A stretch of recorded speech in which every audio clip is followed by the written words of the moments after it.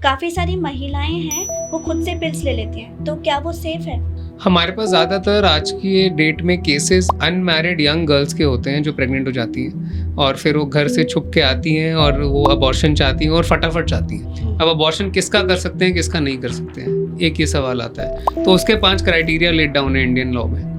ये सबसे बड़ा मिथ है कि प्रेगनेंसी में रेस्ट करना है। प्रेगनेंसी कोई बीमारी नहीं है, प्रेगनेंसी में कोई प्रॉब्लम नहीं है। प्रेगनेंसी एक लाइफ का पार्ट है, सबको आनी है।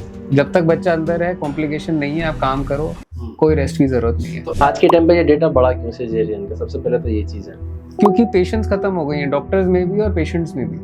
देखिए, मल्टीपल सेक्सुअल पार्टनर्स तो बहुत डेंजरस चीज़ है, क्योंकि होता क्या है कि जितने भी सेक्सुअली ट्रांसमिटेड डिजीजेस हैं वो उन लोगों में ही आते हैं जिनके मल्टीपल सेक्सुअल पार्टनर्स होते हैं, और ऐसा पार्टनर भी नहीं होना चाहिए जिसके मल्टीपल सेक्सुअल पार्टनर्स हो। एक हमारे पास और इंटरेस्टिंग केस आया था, आजकल कलयुग में काफ़ी कुछ होता है। तो पेशेंट आई 24 वीक्स में, 6ठे महीने की प्रेगनेंसी में प्रेग्नेंट, अबॉर्शन करवाने। तो हमने कहा अब नहीं हो सकता आपका अबॉर्शन, 6 मंथ के बाद तो अलाउड नहीं है। बट उसने कहा कि मेरी तो नेक्स्ट वीक शादी है किसी और से जिसका बच्चा भी नहीं है। हाइमेनोप्लास्टी सर्जरी होती है जिसमें फीमेल्स अपनी शादी से पहले हाइमन रिकंस्ट्रक्शन कराने आती हैं ताकि उनके हस्बैंड को डाउट ना हो कि वो शादी से पहले सेक्सुअली एक्टिव थी। बहुत ही सिंपल बेसिक सर्जरी होती है, हाफ एन आवर में हो जाती है, बिना बेहोशी के लोकल एनेस्थीसिया में हो जाती है, जिसमें हाइमन को हम स्टिच कर देते हैं और बिल्कुल ऐसा लगता है कि वो वर्जिन है। तो ये बहुत कॉमन सर्जरी है। वजाइनल टाइटनिंग की सर्जरीज हो रही हैं आजकल, बहुत ज़्यादा हो रही है। हाँ, इसमें वजाइना टाइट करने के लिए हम लोग एक प्रोब इंसर्ट करते हैं जिससे वजाइना की मसल्स टाइट हो जाती हैं और फिर वो वजाइना जैसे 35 या 40 ईयर ओल्ड लेडी ज़्यादा आती हैं, वो एक 20 ईयर ओल्ड जैसा हो जाता है। अक्सर मैं ये देखता हूँ कि लोग बेवकूफ़ बनाते हैं। कुछ लोकल में देखा हूँ कि मार्केट में जो दवाई देते हैं लड़का होने की दवाई है, तो ऐसी कोई दवाई नहीं है दुनिया की जिससे लड़का हो जाए या लड़की हो जाए। आफ्टर इंटीमेसी एक गुड न्यूज़ मूवी थी, उसमें करीना कपूर ने कुछ पोजीशन उसमें विजुअलाइज करा रहे थे वो, तो क्या क्या पोजीशंस हैं? देखिए, normally missionary position is considered the best for pregnancy, और वो जो करीना कपूर ने मूवी में दिखाया वो कम्प्लीटली फॉल्स है, हमारे लिटरेचर में कहीं पे भी नहीं है। पीरियड्स के कितने दिनों के बाद तक सेफ सेक्स रहता है? देखिए, सेफ तो बिना प्रोटेक्शन के, बिना कॉन्ट्रासेप्शन के एक भी दिन नहीं है 100%, बट पीरियड्स के 1 हफ्ते बाद तक सेफ है। फिर डे 10 टू डे 20 काफ़ी अनसेफ है, और फिर डे 20 के बाद जब तक पीरियड नहीं आता तब तक सेफ है। मान लीजिए बिफोर मैरिज जो भी कपल सेक्स करते हैं, तो उससे पहले कुछ ना कुछ क्या आप उनको एडवाइस देंगे कि इस चीज़ तक ही ना जाए? नमस्कार दोस्तों, आज का पॉडकास्ट पिछले जितने पॉडकास्ट हैं उनसे खास होने वाला है, क्योंकि आज के इस पॉडकास्ट में कुछ ऐसे टॉपिक पे बात करेंगे जिन पर लोग बात करना ही नहीं चाहते हैं। उसके बारे में जानना तो चाहते हैं लेकिन खुल के बात नहीं करते हैं।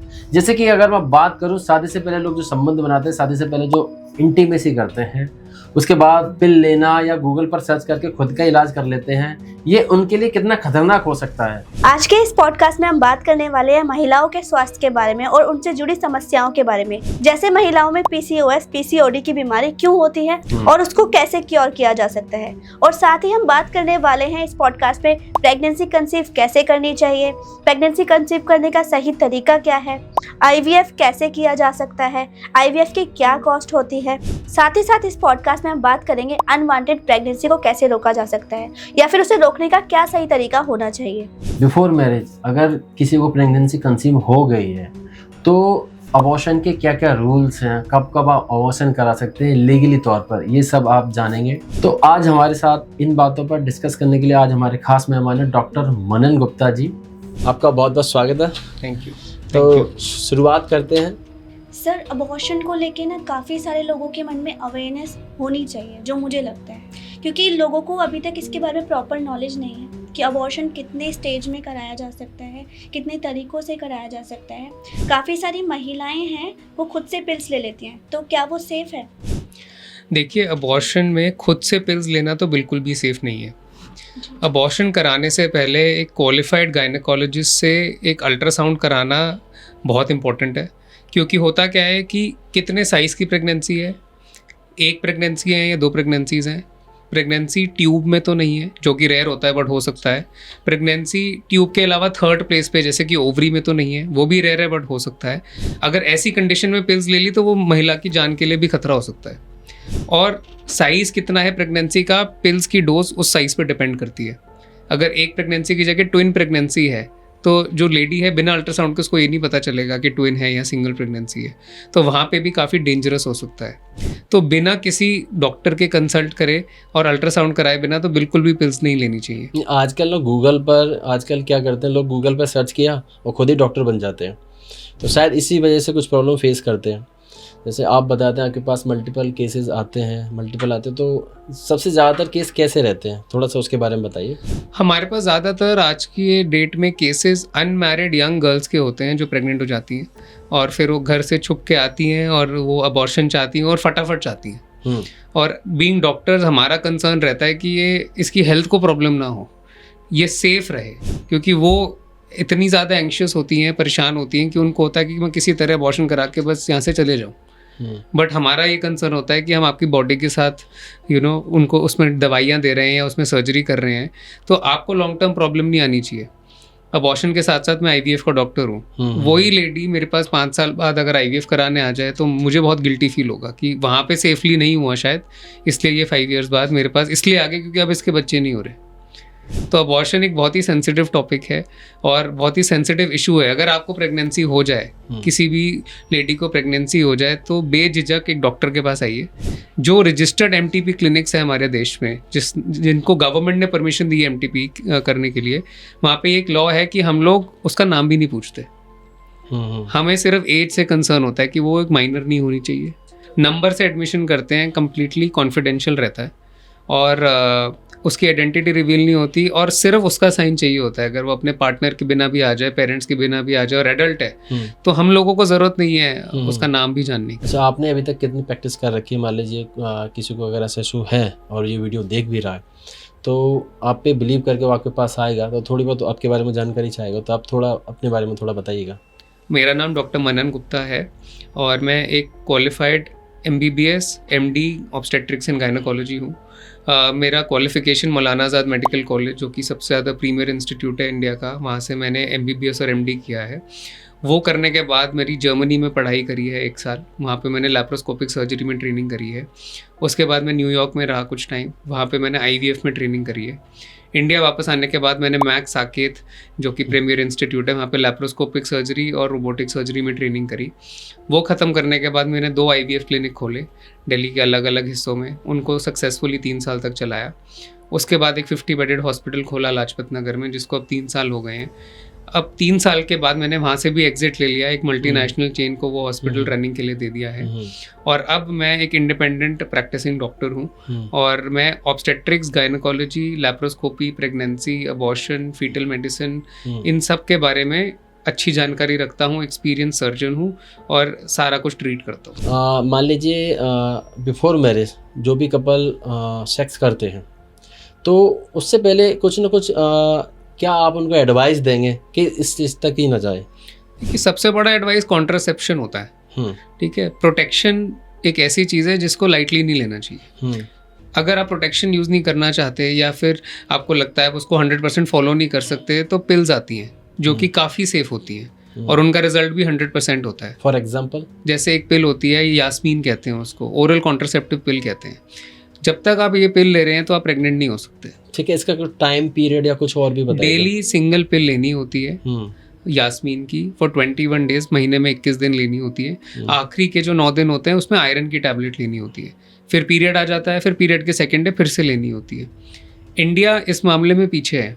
आप बाहर के देशों को देखोगे, अमेरिका में, यूरोप में काफ़ी सालों साल लेडीज़ लेती रहती हैं ये पिल्स, क्योंकि उनका सेक्सुअल प्रैक्टिसेस अनप्रोटेक्टेड रहती हैं और उनको प्रेगनेंसी से बहुत डर लगता है। ये काफ़ी सेफ पिल्स हैं, लॉन्ग टर्म यूज़ इनका कर सकते हैं और 100% प्रोटेक्शन अगेंस्ट प्रेगनेंसी।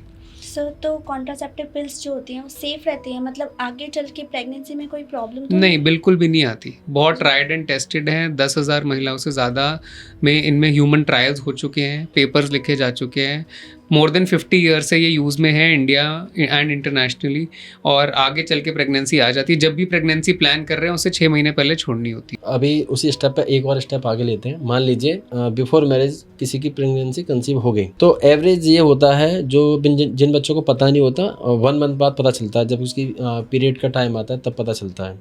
तो उस स्टेप में ये बताइएगा सर कि जैसे 30 डेज़ के बाद या 40 डेज़ के बाद या 60 डेज़ के बाद स्टेप बाय स्टेप, अगर मान लीजिए कोई 30 डेज़ पर है तो उस केस में क्या करें, अगर 45 डेज़ पर है तो क्या करें, 60 डेज़ पर है तो क्या करें? देखिए, जैसे ही नॉर्मली यंग लेडीज़ में पीरियड टाइम टू टाइम आता है, रेगुलर होता है। अगर आपका पीरियड स्किप हो गया, सबसे पहले मार्केट से एक प्रेगनेंसी किट खरीद के प्रेगनेंसी टेस्ट करिए, और अगर वो पॉजिटिव है तो तुरंत डॉक्टर के पास जाइए और अल्ट्रासाउंड कराइए, और क्वालिफाइड गायनेकोलॉजिस्ट के पास जाइए जो इस चीज़ का स्पेशलिस्ट है। किसी भी डॉक्टर के पास मत जाइए। अगर टेस्ट पॉजिटिव है, अल्ट्रासाउंड में प्रेगनेंसी है, तो डॉक्टर साइज ऑफ प्रेगनेंसी देख के बता देंगे कि आपको पिल्स लेनी चाहिए या आपको क्लीनिंग करवानी चाहिए, जिसको DNC बोलते हैं, सर्जिकल मेथड। तो इनिशियल प्रेगनेंसी का जो टाइम होता है अप टू 6 वीक्स, यानी कि 1.5 महीना अगर स्किप हुआ है, तो पिल्स काफ़ी सेफ है। पिल्स लेने के बाद ब्लीडिंग होगी, जो प्रेगनेंसी है वो निकल जाएगी, और उसके 1 वीक बाद हम लोग बुलाते हैं रिपीट अल्ट्रासाउंड कराने के लिए, और 1 वीक के लिए दवाई दे देते हैं ताकि जो पेशेंट है उसको इन्फेक्शन ना हो और एक्सेसिव ब्लीडिंग ना हो। और हम अपना फ़ोन नंबर भी दे के रखते हैं, हॉस्पिटल का बारे में भी बता देते हैं कि अगर उसको रात बेरात कोई प्रॉब्लम हो तो शी कैन ऑलवेज कम, वो हॉस्पिटल आ सकती है कभी भी 24 घंटे में। और पिल्स देने से पहले हम कुछ ब्लड टेस्ट करते हैं। अक्सर यंग लड़कियों में हीमोग्लोबिन की मात्रा काफ़ी कम होती है, और उन कंडीशन में अगर पिल्स दे दी और ब्लीडिंग हो गई तो वो काफ़ी कम हो जाती है। तो पिल देने से पहले हम लोग हीमोग्लोबिन देखते हैं, जो कि मिनिमम 10 होना चाहिए। अगर 10 नहीं है तो हम ब्लड ट्रांसफ्यूजन देते हैं फिर। तो ये सारा काम डॉक्टर का है। अगर आप डॉक्टर को बिना दिखाए ले लोगे पिल्स तो सारी कॉम्प्लिकेशन आ सकती है। सो अबॉर्शन के लिए कितने वीक्स की प्रेगनेंसी तक अलाउड है? इंडिया में लीगली 24 वीक्स प्रेगनेंसी तक अलाउड है, यानी कि 6 महीने जो 6 मंथ्स होती है प्रेगनेंसी की, तब तक अलाउड है लीगली। कुछ इसके मतलब IPC के अकॉर्डिंग कुछ इसके एस्पेक्ट बताइए ऑडियंस के लिए, ताकि उनको जानकारी, ताकि वो इस कानून के पछड़े में न पड़े। देखिए, MTP एक्ट 1971 आया था। उसके तहत अगर क्वालिफाइड गायनेकोलॉजिस्ट है और रजिस्टर्ड MTP सेंटर है तो 24 हफ्ते तक आप लीगली अबॉर्शन कर सकते हैं। अब अबॉर्शन किसका कर सकते हैं, किसका नहीं कर सकते हैं, एक ये सवाल आता है। तो उसके 5 क्राइटेरिया लेट डाउन है इंडियन लॉ में। तो पहला क्राइटेरिया आता है कि या तो प्रेगनेंसी रेप की वजह से हुई है तो आप करेंगे, या बच्चे में कोई बनावटी खराबी है, कोई क्रोमोसोमल अनोमली है, कोई जेनेटिक प्रॉब्लम है, बच्चे के हाथ पैरों में कोई प्रॉब्लम है, दिमागी हालत बच्चे की ठीक नहीं है, हमें किसी टेस्ट से पता चला हो, तो आप अबॉर्शन कर सकते हैं। अगर जो लेडी है वो फाइनेंशियली या मेंटली अनस्टेबल है, अगर हमें लग रहा है कि अगर ये प्रेग्नेंट हो गई तो या अपने आप को हार्म कर लेगी या बच्चे का ध्यान नहीं रख पाएगी, या इसके पास फाइनेंशियल मीन्स नहीं है आगे प्रेगनेंसी को कंटिन्यू करने की और बच्चे को सस्टेन करने की, तो आप अबॉर्शन कर सकते हैं। अगर अनमैरिड है तो आप अबॉर्शन कर सकते हैं इस क्राइटेरिया में कि वो मेंटली और फाइनेंशियली दोनों में कंस्ट्रेंड है, इस क्राइटेरिया में आ जाएगा। और 5वां आ जाएगा कि उसको कोई लाइफ थ्रेटनिंग कंडीशन है कि अगर वो प्रेग्नेंट हो गई तो उसकी जान को खतरा हो सकता है। तो ये कुछ कंडीशंस हैं जो गवर्नमेंट ऑफ इंडिया ने ले डाउन करी हुई हैं। एक कंडीशन और है कॉन्ट्रासेप्टिव फेलियर। अगर लेडी आपको आके बोल दे कि उसने कॉन्ट्रासेप्शन यूज़ किया था और वो फेल हो गया फिर भी वो प्रेग्नेंट हो गई, तो भी आप लीगली कर सकते हैं उसका अबॉर्शन। तो ये लॉ है इंडिया में। कितना टाइम टेकिंग होता है ये प्रोसेस और रिकवरी कब तक हो जाती है? देखिए, वो प्रेगनेंसी की ड्यूरेशन पे डिपेंड करता है और कौन सा प्रोसेस हम कर रहे हैं उस पर डिपेंड करता है। अगर 6 वीक्स तक की प्रेगनेंसी है और हम पिल्स से कर रहे हैं तो 24 to 48 आवर्स लगते हैं। पहले हम दवाई देते हैं, उससे फिर कॉन्ट्रैक्शन आते हैं लेडी को, और वो जो फीटस है उसको पुश आउट कर देती है। किसी में वो चीज़ 12 घंटे में हो जाती है, किसी में 24 घंटे में, किसी में 36 आवर्स में। और अगर हम 6 वीक्स में सर्जिकल अबॉर्शन कर रहे हैं, सक्शन इवैक्यूएशन कहते हैं इसको, इसमें total hospital time 3 to 4 hours लगता है।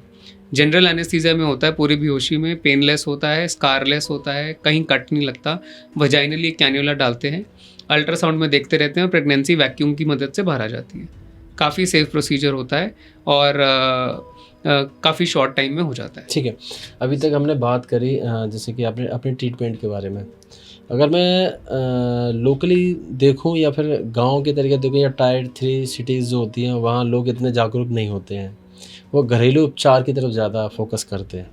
तो आप इस के बारे में थोड़ा सा बताइएगा। देखिए, according to data septic abortion एक टर्म होता है, मतलब कि अबॉर्शन करते करते इन्फेक्शन हो जाए लेडी को, सेप्टिक अबॉर्शन कहते हैं। और इंडिया में आज भी मोर्टेलिटी मतलब कि जो डेथ होती है किसी भी यंग लेडी की प्रेगनेंसी में, वो सबसे ज़्यादा सेप्टिक अबॉर्शन की वजह से हो रही है। क्योंकि ऐसी प्रैक्टिसेस की वजह से अगर एक बार इन्फेक्शन हो जाए किसी लेडी को, तो वो इन्फेक्शन ट्रीट करना बहुत मुश्किल हो जाता है, वो इन्फेक्शन बॉडी में फैलता चला जाता है।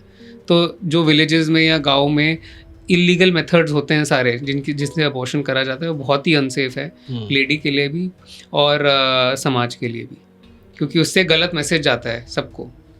पिल्स के जरिए जो भी अबॉर्शन मेथड यूज़ किया जाता है, उसमें लगभग कितने दिन तक ब्लीडिंग होना चाहिए? देखिए, अगर 6 वीक्स तक की प्रेगनेंसी है तो 15 दिन तक ब्लीडिंग रहेगी। अगर 10 वीक्स की प्रेगनेंसी यानी कि 2.5 महीने की प्रेगनेंसी है तो ऑलमोस्ट 1 महीने तक ब्लीडिंग रहती है। इसके बाद तो फिर पीरियड साइकिल ही बिगड़ जाएगा। पीरियड साइकिल इनिशियल 2 से 3 महीने के लिए बिगड़ता है, फिर ठीक हो जाता है। एक नॉर्मल केस में कितने दिनों तक बिगड़ता है? मान लीजिए नॉर्मल केस है, प्रेगनेंसी कंसीव नहीं हुई है, उस केस में भी साइकिल बिगड़ती है। हाँ, उसके कॉज क्या क्या होते हैं? देखिए, अगर प्रेगनेंसी नहीं है और साइकिल इरेगुलर है तो उसके बहुत सारे कॉजेज हो सकते हैं। जो सबसे कॉमनेस्ट कॉज इंडिया में देखा गया है वो पॉलीसिस्टिक ओवेरियन डिजीज देखा गया है। नॉर्मली एक ओवरी में 8 से 10 फॉलिकल होते हैं। वो फॉलिकल नॉर्मल ओवरी के साइज़ को अकोमोडेट कर लेते हैं, उसमें बस जाते हैं। वो 10 cc नॉर्मल ओवरी का साइज़ होता है। ये साइज़ जब बढ़ जाए 20 cc हो जाए और नॉर्मल जो 8 से 10 फॉलिकल है वो 20 हो जाए, इसको पॉलीसिस्टिक ओवेरियन डिजीज़ कहते हैं। इसमें जो हार्मोन रिलीज होते हैं ओवरी से, वो इस मात्रा में रिलीज होते हैं कि पीरियड नहीं आता। और ये सारा कुछ लिंक्ड होता है फैट से, जो जिन लेडीज़ का बॉडी वेट ज़्यादा होता है, BMI ज़्यादा होता है, उनसे रिलेटेड होता है।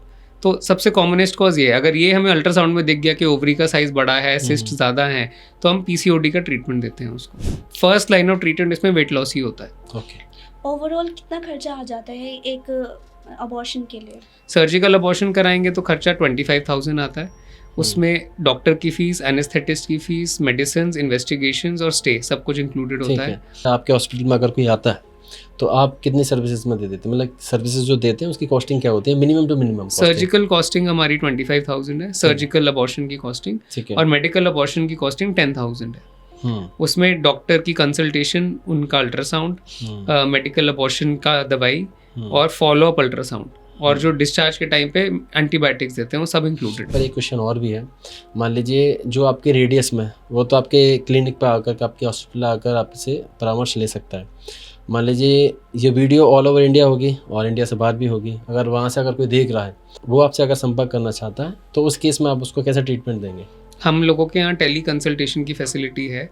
मेरे असिस्टेंट है, उनका नंबर आपको वीडियो के एंड में मिल जाएगा, और उनसे कांटेक्ट करके मेरे साथ वीडियो कॉल करा जा सकता है। तो ऑल ओवर द वर्ल्ड हमारे पेशेंट्स हैं।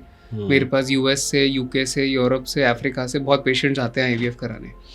हमारे यहाँ से 18,000 से ज़्यादा IVF प्रेगनेंसीज हैं ऑल ओवर द वर्ल्ड। 65 देशों से हमारे पास पेशेंट आते हैं।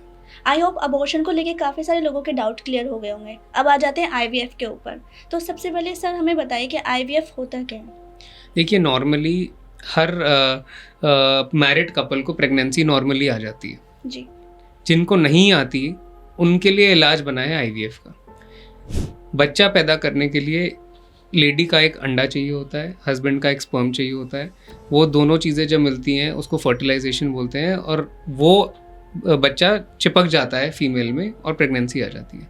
अब अगर ये नहीं हुआ कि अगर लेडी की ट्यूब ब्लॉक्ड है, या हस्बैंड के सीमन का काउंट कम है, या जहाँ बच्चे ने ठहरना है वहाँ पे कोई ग्रोथ है, फाइब्रॉइड है, पॉलिप है, या फिर लेडी के अंडे नहीं बन रहे, या फिर यूट्रस ही नहीं है, तो ऐसे केस में फीमेल का अंडा शरीर से निकाल लिया जाता है, स्पर्म हस्बैंड का ले लिया जाता है, बच्चा लैब में बनाया जाता है, और वो लैब में बनाए हुए बच्चे को वापस फीमेल में रखा जाता है। इस प्रक्रिया को IVF कहते हैं, जहाँ पे लेडी में हर महीने एक अंडा बनता है। IVF के ज़रिए दवाई देकर 10 से 12 अंडे बनाए जाते हैं। वो सारे अंडे सर्जरी से बाहर निकाल लिए जाते हैं, और हस्बैंड का स्पर्म लेके दोनों का मिक्स करके बच्चा बनाया जाता है, बच्चे को वापस रखा जाता है। वहाँ से फर्टिलाइजेशन की प्रक्रिया आपका, फर्टिलाइजेशन शरीर के बाहर होता है, साइंटिफिक तरीके से फर्टिलाइजेशन करके वापस से उसको यूटेरस में यूट्रस में रख देते हैं। ठीक है, इसको IVF कहते हैं। IVF का success rate world over 50 to 60% है। जैसे हर कपल को हर महीने प्रेगनेंसी नहीं आती सब कुछ नॉर्मल होते हुए भी, ऐसे ही IVF में भी 100% प्रेगनेंसी नहीं होती। वुमेन में कितना एज तक IVF कर सकते हैं? कोई लिमिट नहीं है एज की। एक की क्वालिटी के ऊपर भी तो डिपेंड करता है वो सर। देखिए इंडिया में लॉ आ गया है अब कि आप 50 से ऊपर एज की लेडीज़ में आईवीएफ नहीं कर सकते। उसका रीज़न ये है कि अगर वो माँ बनेंगी 55 की एज में तो वो बच्चे की परवरिश करने के लिए फिट नहीं रहेंगी। जब तक बच्चा 15 साल का होगा वो 70 ईयर्स की हो जाएंगी। तो इंडिया में लॉ आ गया है कि 50 साल से ऊपर आईवीएफ नहीं करना। बट साइंटिफिकली स्पीकिंग लॉ आने से पहले हमारे सेंटर से जो एक लेडी थी 63 ईयर्स की, 63 साल की, उनको भी बच्चा आया। ठीक है, उनके खुद के अंडे नहीं थे। ठीक है। मार्केट पर कॉस्ट क्या है और आपके क्लिनिक पर क्या कॉस्ट है इसकी? देखिए मार्केट में रफली कॉस्ट आईवीएफ की एक साइकिल की 1.5 से 2 लाख रुपए होती है। हमारे सेंटर पे हम लोग 1,25,000 में इंक्लूडिंग एवरीथिंग कर देते हैं। और मार्केट में अगेन डिपेंड्स कौन से क्लिनिक पे कितना एक्सपीरियंस डॉक्टर है, क्या वहाँ फैसिलिटीज़ हैं, क्या उनका सक्सेस रेट है, कितना पुराना सेंटर है, ये सारे फैक्टर्स डिपेंड करते हैं। तो हमारे सेंटर पे काफ़ी रीजनेबल है और काफ़ी एक्सपीरियंस्ड और अच्छे डॉक्टर्स हैं। आईवीएफ में जैसे सक्सेस रेट मैटर करता है तो उसमें egg quality and sperm count ये सारी चीज़ें भी मैटर करती है। तो ये सब चीज़ें क्या क्या इसमें इम्पॉर्टेंट है वो बताइए। देखिए आईवीएफ में एग्स बनाने के लिए जो मेडिसिन की क्वालिटी यूज़ हो रही है वो इम्पॉर्टेंट है। जो डॉक्टर मेडिसिन डिसाइड कर रहा है उसका एक्सपीरियंस और उसकी नॉलेज बहुत इंपॉर्टेंट है। एग्स को देखने के लिए जो अल्ट्रासाउंड कर रहा है डॉक्टर वो बहुत इंपॉर्टेंट है। जिस लैब में एग्स बाहर निकाले जा रहे हैं उस लैब की स्टरिलिटी बहुत इंपॉर्टेंट है। लैब में जो इक्विपमेंट यूज़ हो रहा है फर्टिलाइजेशन करने के लिए, बच्चा बनाने के लिए, उस इक्विपमेंट का स्टैंडर्ड बहुत इंपॉर्टेंट है, क्वालिटी बहुत इंपॉर्टेंट है। जो हेल्दी स्पर्म्स लेने के लिए हस्बैंड को मेडिसिन दी जा रही है उन मेडिसिन की क्वालिटी और प्रोटोकॉल बहुत इंपॉर्टेंट है। एम्ब्रियो वापस रखने के बाद जो इंजेक्शंस और दवाई फीमेल को मिल रही हैं उनकी क्वालिटी, उनका प्रोटोकॉल, उनकी ड्यूरेशन बहुत इंपॉर्टेंट है। ऐसा अक्सर मैंने सुना है कि आईवीएफ कराने के बाद डिलीवरी प्रीमेच्योर हो जाती है और डिलीवरी भी नॉर्मल डिलीवरी नहीं करा सकते, सिजेरियन कराना पड़ता है। तो ये सच में होता है या नहीं? देखिए आईवीएफ जो करा रहा है उसने नॉर्मली ट्राई कर लिया है बहुत साल प्रेगनेंसी के लिए, उसके बाद आया वो आईवीएफ कराने। और नॉर्मल डिलीवरी का जो प्रोसेस है उसमें 24 to 48 आवर्स जो लेडी होती है वो लेबर में रहती है, पेन में रहती है, फिर नॉर्मल डिलीवरी होती है। और नॉर्मल डिलीवरी में कॉम्प्लिकेशंस के चांसेस ज़्यादा होते हैं, जैसे कि अगर बच्चे के गले के अराउंड कॉर्ड आ गई या फिर बच्चे ने पॉटी कर दी और उसने वो एस्पिरेट कर ली, या फिर बच्चे की ब्रीदिंग डिफ़िकल्टी हो गई जन्म के तुरंत बाद। तो सेफ्टी को नज़र में रखते हुए, ध्यान में रखते हुए डॉक्टर्स प्रेफर करते हैं कि उनका सिजेरियन कर दें। ऑल्दो अगर मदर बोल दे कि नहीं मुझे सिजेरियन नहीं कराना, नॉर्मल कराना है, तो नॉर्मल भी हो सकती है डिलीवरी।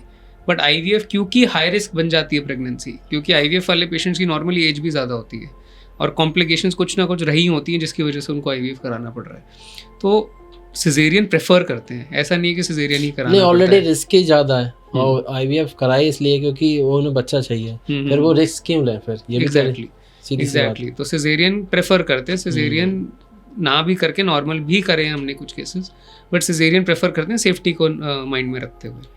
आईवीएफ का फर्स्ट साइकिल नहीं हो पाता सक्सीड, तो सेकंड और थर्ड भी लोग कराते हैं, तो मतलब सक्सेस रेट थोड़ा कम ही इसमें देखा गया है। तो आपका क्या कहना है इस पे? देखिए जिसका फर्स्ट साइकिल में आईवीएफ नहीं हुआ सक्सेसफुल, हम लोग सेकंड साइकिल करने से पहले इवैल्यूएट करते हैं कि फर्स्ट क्यों नहीं हुआ सक्सेसफुल। एग की क्वालिटी ख़राब थी, स्पर्म की क्वालिटी ख़राब थी, एंडोमेट्रियल लाइनिंग जो यूट्रस की क्वालिटी थी वो ठीक नहीं थी, हमने एम्ब्रियो ट्रांसफ़र जिस दिन करा उस दिन उनकी कंडीशन कैसी थी, एम्ब्रियो कितने बने थे, क्या एज है पेशेंट की, क्या मेडिसिन चल रही थी, सारा एवैल्यूएट करके फिर सेकंड साइकिल ट्राई करते हैं। देखिए अब साइंस इतनी ही एडवांस हुई है अभी कि 50 to 60% सक्सेस रेट है आईवीएफ में, तो जिसका फर्स्ट टाइम नहीं हुआ और सब कुछ ठीक है तो फिर एक लक फैक्टर है कि सब कुछ ठीक होने के बाद भी नहीं हुआ तो सेकंड टाइम में शायद हो जाएगा। तो हमारे पास ऐसे ऐसे पेशेंट्स हैं जिनका 3-3, 4-4 बार नहीं हुआ और हमारे यहाँ पे हो गया। एक पेशेंट हमारा कनाडा का था जिसका 11 बार फेल हुआ था आईवीएफ और यहाँ पे आके सक्सेसफुल हो गया। तो लक बहुत बड़ा फैक्टर है इसमें। जैसे मैंने ये भी सुना है मैक्सिमम एक आईवीएफ का साइकिल नहीं हो पाती है, मैक्सिमम साइकिल्स में नहीं हो पाया तो लोग सैरोगेसी की तरफ जाते हैं। तो मतलब कितनी साइकिल्स तक हमें अटेम्प्ट करना चाहिए? देखिए इंडिया में लॉ है 3 साइकिल अगर आईवीएफ की आपकी फेल हो गई तो आप सरोगेसी के लिए एलिजिबल हो। तो मेरे हिसाब से 3 साइकिल से ज़्यादा तो नहीं जाना चाहिए। अगर फर्स्ट साइकिल में नहीं आया तो इवैल्यूएट करना चाहिए क्यों नहीं आया, सेकंड साइकिल में भी नहीं आया है तो थर्ड साइकिल में एटलीस्ट एग जो है वो बाहर से लेना चाहिए, डोनर एग की तरफ जाना चाहिए, क्योंकि आपने अपनी तरफ से तो अच्छे से ट्राई कर लिया। तो वो डॉक्टर टू डॉक्टर डिपेंड करता है कि कितना उनको पता है अपने सब्जेक्ट के बारे में। और surrogacy definitely you can do 3 cycle के बाद, अगर फेल हो गई तीनों साइकिल। आईवीएफ में आपके कितने केसेस सक्सेस रहे हैं? देखिए हमारे 5 क्लिनिक हैं दिल्ली एनसीआर में, एक लाजपत नगर में, एक बंगाली मार्केट में है, एक रोहिणी में, एक गाज़ियाबाद में है और एक श्रीनगर में कश्मीर में। तो हमारे यहाँ से कंबाइंड 22,000 प्रेगनेंसीज़ हैं और 65 देशों में। ये सिर्फ वो वाले केसेस हैं जो हमारे काउंटेड हैं।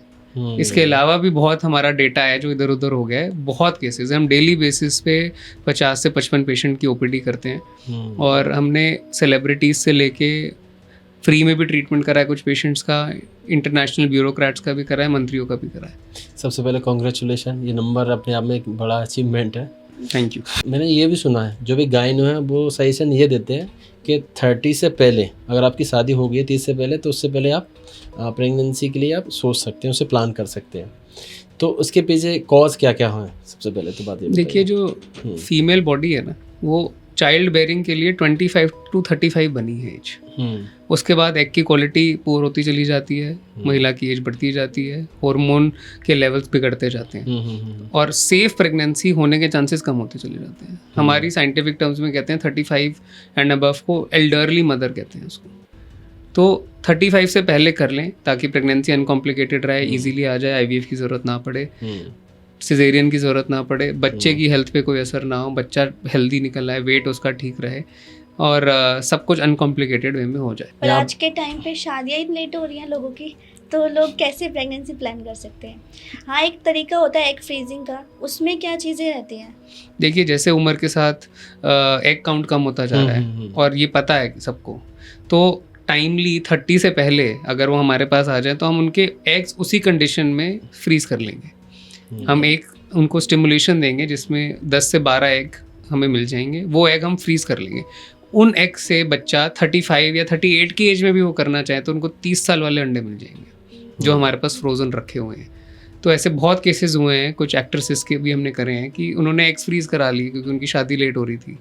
वो शादी के बाद भी उन्होंने 2 साल निकाले अपने करियर को सेट करने के लिए। जब उन्होंने प्रेगनेंसी प्लान करी तो उनके 10 साल पुराने अंडे रखे थे। अच्छा, यहाँ पर मैं एक पर्सनल क्वेश्चन पूछ लेता हूँ। जैसे कि हम न्यूली मैरिड कपल हैं, मेरी 31 एज है और मैम की 29। अभी तो जैसे हम प्लान नहीं कर रहे हैं, अगर हम प्लान करें तो आपके अकॉर्डिंग क्या हो सकता है? आपको maximum to maximum 2 years wait करना चाहिए और उसके बाद प्लान कर लेना चाहिए।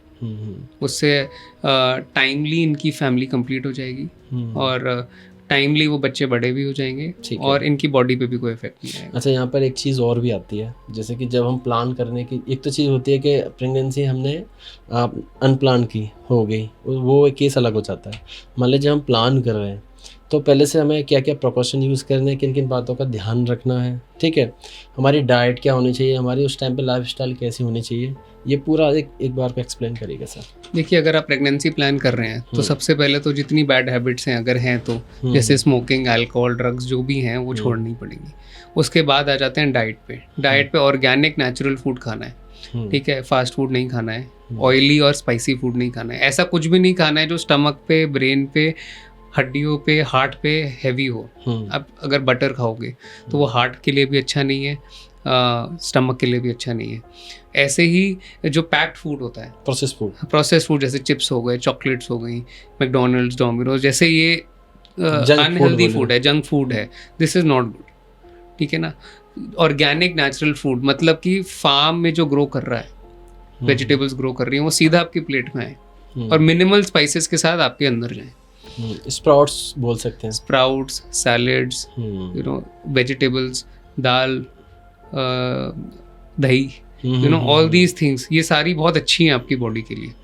और नींद बहुत इंपॉर्टेंट है। मैं बहुत अपने पेशेंट्स को भी बोलता हूँ कि आप अगर 8 घंटे सो रहे हो, पानी खूब पी रहे हो, आपकी लाइफ में स्ट्रेस नहीं है और आप अच्छा खाना खा रहे हो तो आपको आईवीएफ की ज़रूरत पड़ेगी ही नहीं। अब जैसे कि मैं मेट्रो सिटीज़ की लाइफ की बात करूँ तो सर यहाँ पर साइकिल तो बिगड़ी हुई है, लोगों की लाइफस्टाइल आप देख रहे हैं, लोग अक्सर लेट नाइट तक जागते हैं, ठीक है, और शायद मुझे लगता है कि शायद उनकी नींद की जो साइकिल है बिल्कुल बिगड़ी हुई है। तो उस केस में फिर हम कैसे ध्यान रख सकते हैं, क्योंकि काम भी ज़रूरी है sir. Most of the employees night shift भी कर रहे होते हैं। देखो, हर कैटेगरी के लोग हैं। मैं खुद सुबह 6 बजे उठता हूँ रोज़, और जब मैं उठता हूँ पार्क जाता हूँ, पार्क में मुझे भरा हुआ मिलता है पार्क सुबह 6:30, और वहाँ पे बहुत सारे लोग लाइट वॉक कर रहे होते हैं, कोई हैवी वर्कआउट नहीं कर रहे, जिम नहीं जा रहे, वो लोग रात को 10 बजे सो जाते हैं। और वो बहुत बड़े लोग हैं, बड़े बड़े बिजनेसमैन हैं, लॉयर्स हैं सुप्रीम कोर्ट के, अच्छे रिच ब्यूरोक्रेट्स हैं। तो ये सारे जो लोग हैं इन्होंने विद टाइम अपना लाइफस्टाइल चेंज करा है। पहले वो भी शायद यंग एज में लेट सोते थे, जंक खाते थे, स्मोकिंग करते थे, बट उनको टाइमली रियलाइज़ हो गया कि उनकी हेल्थ पे आ रहा है, तो उन्होंने पूरा अपना लाइफस्टाइल बदल दिया। वो अपने फ़ोन ऑफ कर देते हैं रात को 9 बजे, सुबह 9 बजे काम पे पहुंच जाते हैं, 8 बजे तक काम करते हैं, पूरा काम करते हैं, 11 घंटे 12 घंटे काम कर रहे हैं, बहुत प्रोग्रेस भी करा है उन्होंने लाइफ में। बट उनके लिए हेल्थ उनकी प्रायोरिटी है। बिल्कुल, हेल्थ इज वेल्थ।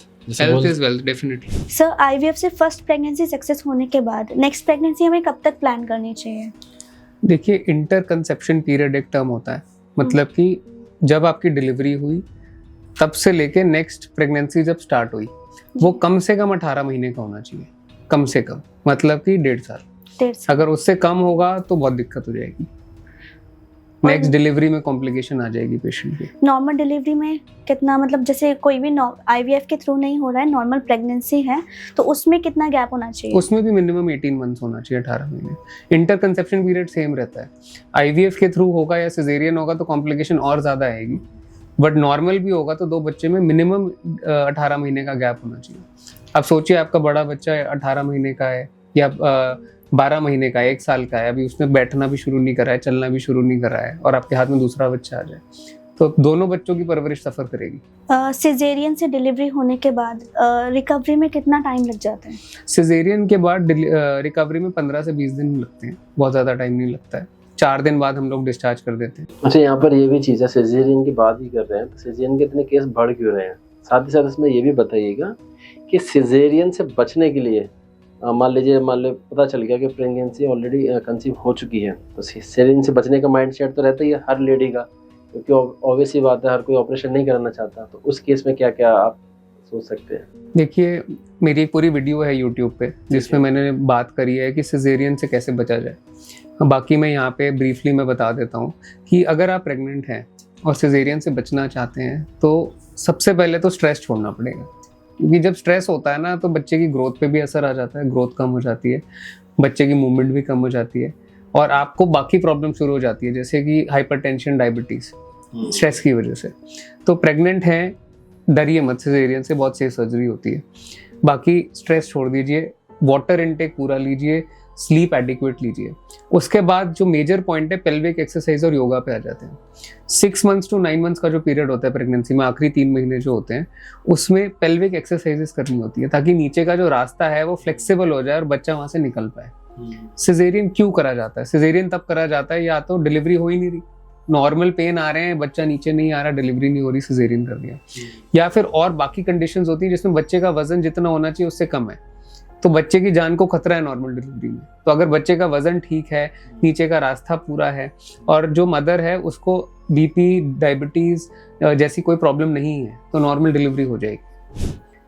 तो सिजेरियन से बचने के लिए टाइमली डॉक्टर्स पे विजिट करना चाहिए, अल्ट्रासाउंड्स कराने चाहिए, हेल्दी खाना चाहिए, नींद पूरी लेनी चाहिए, स्ट्रेस छोड़ना चाहिए। जैसे आपने भी बात की 6 मंथ से लेकर 9 मंथ एक्सरसाइज, जो भी योगा आप बता रहे हैं, अक्सर मैं ये नोटिस करता हूँ कि लेडीज लास्ट की जो 3 मंथ है वो रेस्ट की तरफ ज़्यादा जाते हैं। ये सबसे बड़ा मिथ है कि प्रेगनेंसी में रेस्ट करना है। प्रेगनेंसी कोई बीमारी नहीं है, प्रेगनेंसी में कोई प्रॉब्लम नहीं है, प्रेगनेंसी एक लाइफ का पार्ट है, सबको आनी है। मैं अभी के पॉइंट बताता हूँ, मैंने एक वीडियो देखी थी, रील, आई थिंक अभी बहुत वायरल चल रही है। लेडी आई थिंक प्रेगनेंसी के 7 या 8 मंथ पे होगी, राइट है ना, वो डांस कर रही है, और ऐसा नहीं कि थोड़ा बहुत जैसे करे, प्रॉपर डांस कर रही है। डांस स्टूडियो में वो डांस टीचर है और डांस टीचर प्रॉपर डांस कर रही है। देखिए, ऐसी कंडीशन में रिस्क एक ही रहता है कि अगर वो डांस करते करते गिर गई तो बहुत मेजर कॉम्प्लिकेशन हो सकती है, बट अगर वो केयरफुल है, ध्यान से कर रही है और डांस करने में कोई प्रॉब्लम नहीं है, अनकॉम्प्लिकेटेड प्रेगनेंसी में सब कुछ अगर नॉर्मल है, तो प्रेगनेंसी वैसे ही डील करनी है जैसे आप एवरीडे लाइफ में जो अपना कर रहे हो, ऐसी कोई प्रॉब्लम नहीं है। हम लोग जब मेडिकल कॉलेज में थे तो हमारे साथ की हमारे डॉक्टर प्रेग्नेंट थी, और हमारी ड्यूटी होती थी 36 आवर्स की, 36 घंटे की ड्यूटी होती थी, एक बार में शिफ्ट होती थी, तो वो पूरे 36 आवर्स काम करती थी, और अगले दिन जाके मॉर्निंग में उनकी डिलीवरी होगी वहीं पर, उसी हॉस्पिटल में जहाँ पे वो काम करती थी। तो उन्होंने पूछा हमारे सीनियर से कि जी कब तक काम करना होता है प्रेगनेंसी में, तो उनका जवाब था कि तब तक काम करना होता है जब तक बच्चा डिलीवर नहीं हो जाता क्योंकि बच्चे की डिलीवरी के बाद तो आप काम कर नहीं पाओगे। जब तक बच्चा अंदर है, कॉम्प्लिकेशन नहीं है, आप काम करो, कोई रेस्ट की जरूरत नहीं है। तो आज के टाइम पे ये डेटा बढ़ा क्यों सिजेरियन का? सबसे पहले तो ये चीज है क्योंकि पेशेंट्स खत्म हो गई हैं, डॉक्टर्स में भी और पेशेंट्स में भी। पेन टॉलरेट करने की पावर खत्म हो गई है। अब मान लीजिए आपके पास इस तरह का कोई केस आता है, तो सबसे पहले आप उसको क्या सजेशन देते हैं? नॉर्मल डिलीवरी सजेस्ट करते हैं सबसे पहले। आप अपने अकॉर्डिंग बताइएगा, आपके क्लिनिक पर अगर कोई पेशेंट आ रहा है तो किस केस में आप उसको सिजेरियन के लिए आप सजेस्ट करेंगे? देखिए, सिजेरियन का जो क्राइटेरिया है ना, उसमें 4 कैटेगरीज हैं। कुछ इंडिकेशन होते हैं जिसको कहते हैं एब्सोल्यूट इंडिकेशन, उसमें सिजेरियन ही करना पड़ेगा और कोई चॉइस नहीं होती। जैसे एक होता है ब्रीच प्रेगनेंसी। ब्रीच में बच्चे के बटक्स पहले नीचे की तरफ होते हैं, सर ऊपर की तरफ होता है। नॉर्मली सर नीचे की तरफ होता है, बटक्स ऊपर की तरफ होते हैं। तो बटक्स बाहर नहीं आ सकते वजाइनली, क्योंकि बटक्स का जो डायमीटर होता है वो काफी बड़ा होता है, सर का डायमीटर छोटा होता है। तो वहां तो कोई चॉइस नहीं है डॉक्टर के, बस सिजेरियन करना पड़ेगा। सेकंड जो कंडीशन होती है उसको कहते हैं प्लेसेंटा प्रिविया। उसका मतलब होता है जो अवर नाल होती है बच्चे की, जिससे न्यूट्रिशन मिल रही है उसको माँ से बच्चे में, वो नीचे की तरफ है। जहाँ से बच्चे के सर को बाहर आना है वहाँ पे पहले अवर नाल रखी हुई है। अगर प्लेसेंटा नीचे रहेगा तो डिलीवरी के टाइम पे बहुत ब्लीडिंग होगी मदर को, इतनी ब्लीडिंग होगी कि उसकी जान भी जा सकती है। उस कंडीशन में कोई चॉइस नहीं होती, सिजेरियन करना पड़ेगा। तीसरी कंडीशन होती है कि जो बच्चे का सर है वो बड़ा है, नीचे का रास्ता छोटा है, वो मेजर कर लिया जाता है। 8वें महीने के एंड में अच्छी गायनेकोलॉजिस्ट ये देख लेगी कि बच्चे का सर आ सकता है बाहर या नहीं आ सकता।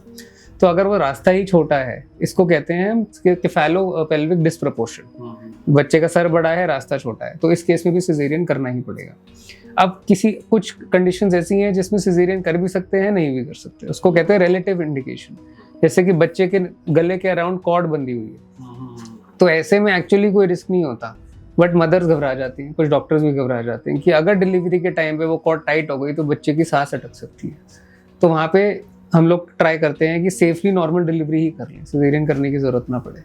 इसके बाद कुछ इंडिकेशंस आते हैं जिसमें नॉर्मल हो सकती है, बट मदर कहती है नहीं मेरा सिजेरियन कर दो। जैसे कि अगर बच्चे का वजन कम है तो डिलीवरी के टाइम पे कॉम्प्लिकेशन आ सकती है, बट नॉर्मल डिलीवरी हो सकती है। फिर भी कुछ मदर्स कहती है नहीं सिजेरियन कर दो। कुछ मदर्स होती हैं जो कहती है नहीं मुझे पेन से डर लगता है, मैं पेन नहीं टॉलरेट कर पाऊंगी, तो हमें सिजेरियन करना है। तो अभी तक कितनी डिलीवरी कर रखी होंगी आपने? मैंने 10,000 से ज्यादा करी। 10,000 से ज्यादा? Normal deliveries, normal plus caesarean. And also मतलब जो डिलीवरी होती है, नॉर्मल डिलीवरी में भी एक वजाइनल कट लगाया जाता है, तो उसके बारे में थोड़ा बताइए। जो वजाइनल कट लगाया जाता है नॉर्मल डिलीवरी में, उसको एपिसियोटमी बोलते हैं। वो कट बेसिकली इसलिए लगाया जाता है क्योंकि बच्चे का सर बड़ा होता है, वजाइनल ओपनिंग छोटी होती है, तो बच्चे का सर स्मूथली बाहर आ जाए और बेबी के बाकी पार्ट्स भी बाहर आ जाएं, इसलिए लगाया जाता है। वो कट इमीडिएटली स्टिच कर दिया जाता है डिलीवरी के बाद, और वो हील हो जाता है 4 से 6 हफ्ते में। तो बहुत सेफ होता है, थोड़ा बहुत उसमें ब्लड लॉस होता है, बट उस कट से कोई प्रॉब्लम नहीं है। कितना बड़ा होना चाहिए वो कट? मतलब वो डिपेंड करता है बच्चे के साइज पे। नॉर्मली 3 से 4 सेंटीमीटर जितना बड़ा कट होता है, तो उसको स्टिच कर देते हैं इमीडिएटली डिलीवरी के बाद। अब थोड़ा और एस्पेक्ट पे बात कर लेते हैं, जैसे कि सिजेरियन की बात चली रही थी। अभी ज़्यादातर जैसे मैंने बताया सिजेरियन नंबर ज़्यादा बढ़ गए हैं, और आपने बताया कि लोगों को पेशेंस नहीं है। अगर मैं थोड़ा सा पीछे जाता हूँ, 20 या 30 साल पहले जाता हूँ, तो ज़्यादातर डिलीवरी जो हुआ करती थी वो घर पे हुआ करती थी ज़्यादातर, और केस भी ये रहते थे कि मतलब उस टाइम पे लोगों की जो लाइफस्टाइल थी, मुझे लगता है कि आज की लाइफस्टाइल शायद ज़्यादा अच्छी थी। ठीक है, अगर मान लीजिए आप लोगों को ये सलाह देते हैं कि आप उस लाइफस्टाइल को फॉलो करो, या जो भी है उधर की जो डाइट रहती है, उधर की जो एक्सरसाइजेज हैं, या जो भी लाइफस्टाइल आपके अकॉर्डिंग, वो क्या हो सकती है? देखिए, अगर हम कंपेयर करें 20 साल पहले नॉर्मल डिलीवरी ज़्यादा होती थी, तो 20 साल पहले बच्चों की और मदर्स की डेथ भी ज़्यादा। अच्छा, उधर डेथ ऑफ नंबर ज़्यादा थे। हाँ, नियोनेटल मॉर्बिडिटी मोर्टेलिटी और मैटरनल मोर्टेलिटी रेट इंडिया का जो पब्लिश डेटा है गवर्नमेंट ऑफ इंडिया की तरफ से आता है, उसमें जन्म के समय पे जो बच्चों की डेथ होती है और जन्म देते हुए जो मदर्स की डेथ होती है, वो इंडिया में बहुत लो हो गई है, बहुत कम हो गई है। और उसका रीज़न ये है कि हम अच्छे डॉक्टर्स और अच्छा इक्विपमेंट अवेलेबल है। कोई भी कॉम्प्लिकेशन होने से पहले ही डॉक्टर उसको ट्रीट कर लेता है। इससे सिजेरियन रेट ज़रूर बढ़ा है, बट सेफ्टी और आउटकम बेटर हो गया ओवरऑल। हाँ, ओवरऑल बच्चे का जो आउटकम है आज से 10 साल पहले जन्म के समय सांस ना आने की वजह से या ब्रेन डैमेज होने की वजह से बच्चों की डेथ हो जाती थी। सेरिब्रल पैल्सी और ऑटिज्म जैसे डिजीजेस बहुत कॉमन थे, जहाँ पे बच्चे दिमागी रूप से खराब निकल आते थे क्योंकि डिलीवरी के समय उनको ऑक्सीजन की कमी हो जाती थी। वो कम हो गया है। सीधी सी बात है, अगर मेडिकल ट्रीटमेंट की वजह से ये सारी चीज़ों में ज़्यादा इजाफा हुआ है, ऑब्वियस सी बात है। अब थोड़ा सा और बात करते हैं एक एग क्वालिटी इम्प्रूव करने के लिए, क्योंकि आजकल की जैसा भी मैं लाइफस्टाइल की बात कर रहा हूँ, एग क्वालिटी लो है और ज़्यादा लोगों की खुद लाइफस्टाइल लोगों ने इतनी ख़राब कर रखी है, एग क्वालिटी लो है। आपके अकॉर्डिंग क्या फॉलो करना चाहिए एक बेसिक लाइफस्टाइल में? नॉर्मल BMI मेंटेन करना चाहिए। BMI मतलब होता है body mass index.